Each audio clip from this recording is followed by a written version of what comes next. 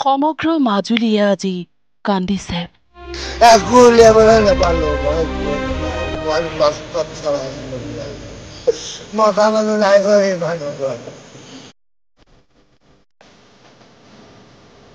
নদী দ্বীপৰ সকলো দিশৰ পৰা ভাহি আহিছে সৰ্বহাৰাৰ আৰতি। পানী ডাইৰেক্ট ঘৰটোকে উটাই নিছে ডাইৰেক্ট। আমাৰ ঘৰটোকে পুৰা চিধা চিধা লৈ গৈছে। এতিয়া যে ওলমি আছে ঘৰটো, সেইটোৱে আমাৰ ঘৰত ডাইৰেক্ট উটাই লৈ গুচি গৈছে। বস্তু লৈ গোটেই সা সম্পত্তি চব একোৱে নাপালো। ইয়াত এখন ঘৰ আছিল।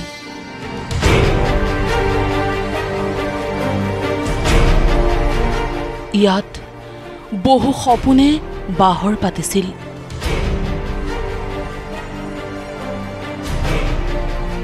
ইয়াত এটা উজ্জ্বল ভৱিষ্যতে পোখা মেলিছিল।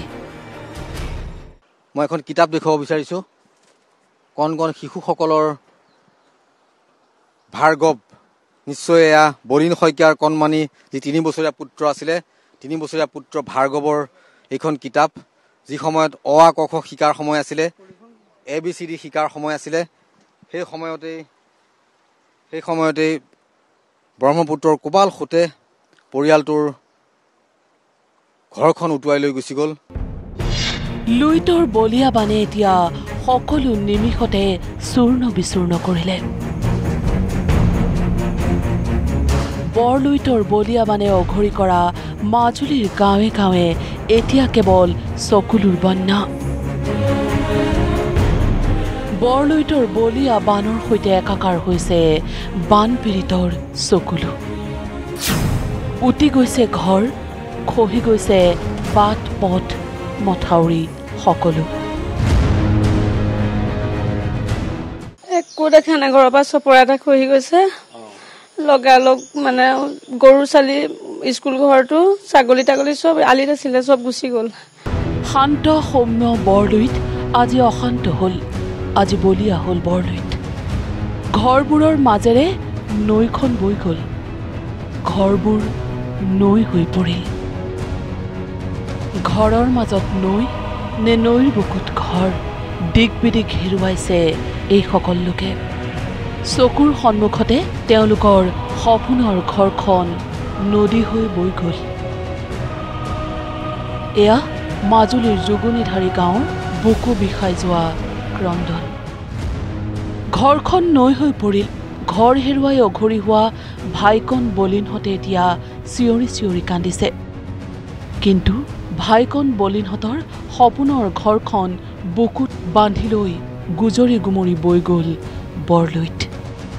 সব গ'ল, সব চিগাৰেট গুচি গ'ল। এখন দেবেন্দ্ৰ নাও গ'ল। মই নিৰ্দিষ্ট হৈছিলোঁ কালি 35-40 হাজাৰ টকা এখন মোৰ নাও গুচি গ'ল।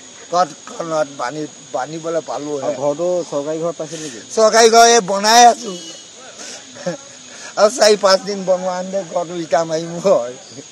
চব গ'ল। ছাগলী এজনী ইয়াত বেতনিত সোমাই আছিলে, নামিও উঠাব নোৱাৰিলোঁ তাইক। মানুহকেইটাৰ বাহিৰে একোৱেই নাথাকিল ভাইকনৰ। কি কৰিব, কলৈ যাব? ভাবি ভাবি দিশহাৰা হৈ পৰা মানুহজনে সেই হিয়া ঢাকুৰি কান্দিছে। সকলোৰে চকুলো সামৰি বৰলুইত মাথো বলিয়া হৈ বৈ গৈছে। সোমবাৰে নিশা ভৰালুইতে ভয়ানক ৰূপ লৈছিল, যাৰ বাবে আউনীআটী সত্ৰৰ নিচেই সমীপতে থকা যোগনীধাৰীত ধাহি মহি লৈ গৈছিল এই মথাউৰিটো, আৰু যাৰ চিকাৰ হৈছিল ভাইকন বলিন, দিলীপ শইকীয়া, জীৱন শইকীয়া আৰু খৰ্গেশ্বৰ শইকীয়াৰ পৰিয়ালকেইটা।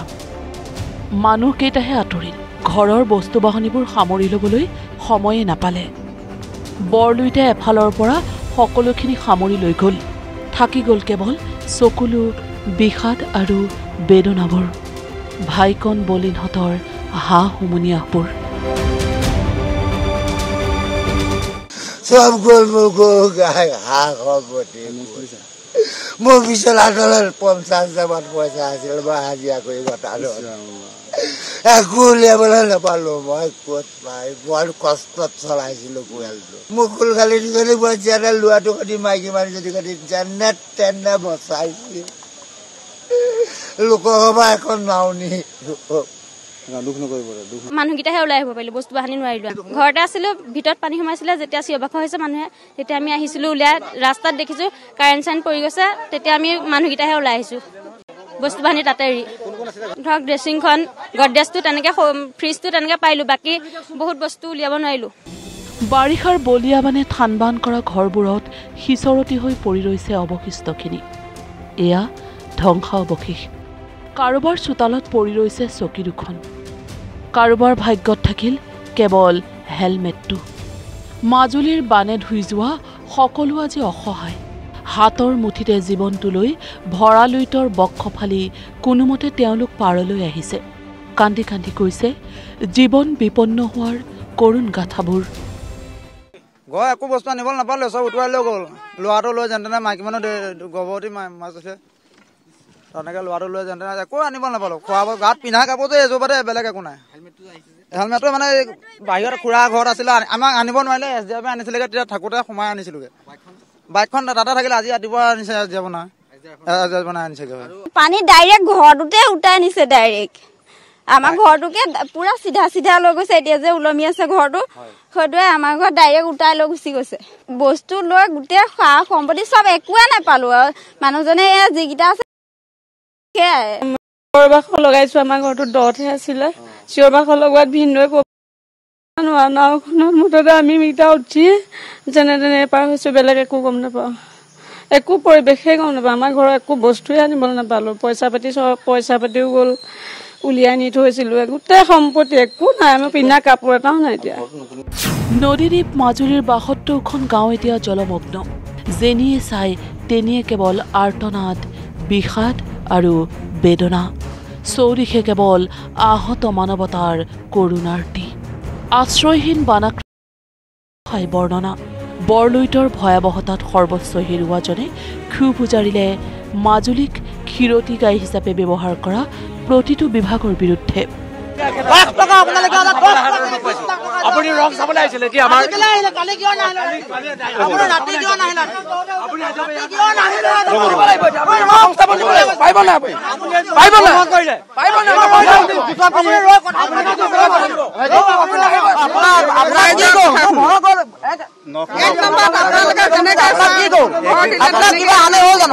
আপোনাৰ কি হানি হ'ল আমাৰ ঘৰ কি হানি হ'ল আপোনালোকৰ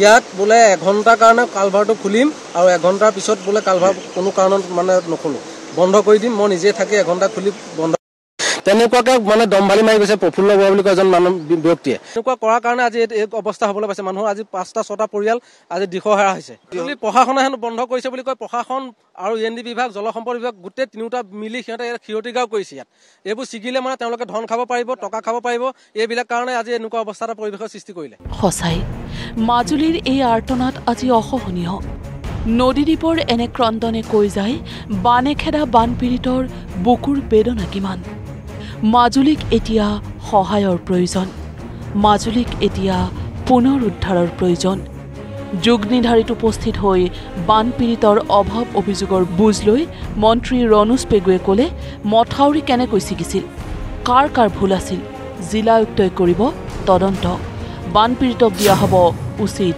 ক্ষতিপূৰণ মই জিলা আয়ুক্তক কৈছোঁ যে এটা তদন্তৰ নিৰ্দেশ দিব যে ক'ৰবাত কিবা গাফিলতি আমাৰ আছে নেকি মই গোটেইখিনি চাইছোঁ দেখিছোঁ আৰু ইয়াৰ প্ৰতিবেদন মই তেখেতক জনাম চৰকাৰে তৎকালীনভাৱে ইয়াৰ কাৰ্যব্যৱস্থা গ্ৰহণ কৰিব বাকী জিলা আয়ুক্তই যিখিনি ৰিলিফ আমাৰ ৰাইজক প্ৰদান কৰিব লাগে সেই ৰিলিফখিনি প্ৰদান কৰিছে কোনো বস্তুৰ নাটনি নহয় যিখিনি পৰ্যাপ্ত পৰিমাণে চৰকাৰৰ হাতত মজুত আছে ৰাইজৰ পৰা সেই অভিযোগখিনি ময়ো শুনিছোঁ সেইকাৰণে মই জিলা আয়ুক্তক এক তদন্তৰ নিৰ্দেশ দিবলৈ কৈছোঁ আৰু জলসম্পদ বিভাগেও নিজাববীয়াকে তদন্তখিনি কৰিব কিন্তু কাৰ ভুলৰ বাবে মথাউৰি ছিগিছিল কাৰ ভুলৰ বাবে ভাইকন বলিনহঁতৰ সপোনৰ ঘৰখন এতিয়া নদী হৈ পৰিল সমগ্ৰ মাজুলীবাসীয়ে কাৰ ভুলৰ বাবে আজি দুখ পালে কেমেৰা পাৰ্চন পুলক মহন্তৰ সৈতে মাজুলীৰ পৰা ৰঞ্জন বৰা, নিউজ লাইভ।